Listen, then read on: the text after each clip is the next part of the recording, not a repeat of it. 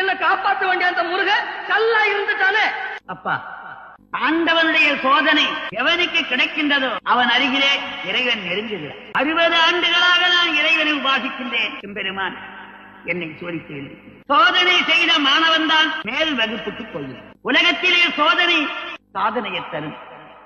நீ உண்மையான பக்தன், அதனாலே ஆண்டவன் உன்னை சோதனை செய்து உன் அருகிலே நெருங்குகின்றான். சோதனை நடக்கின்ற பொழுது தைரியமாக இருக்க வேண்டும். இன்னும் நான் சொல்வதை கவனமாக கேள். முட்டையிலே இருக்கிற குஞ்சை இறைவன் காப்பாற்றுகின்றான். கல்லிலே இருக்கிற தேரைக்கு இறைவன் உணவு தருகின்றான்.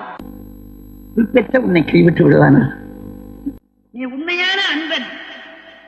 உலகத்திலே எவன் ஒருவன் முருகப்பெருமானை உள்ளன்போடு வழிபடுகின்றானோ அவனுக்கு கேட்டது கிடைக்கும், நினைத்தது தருவார்.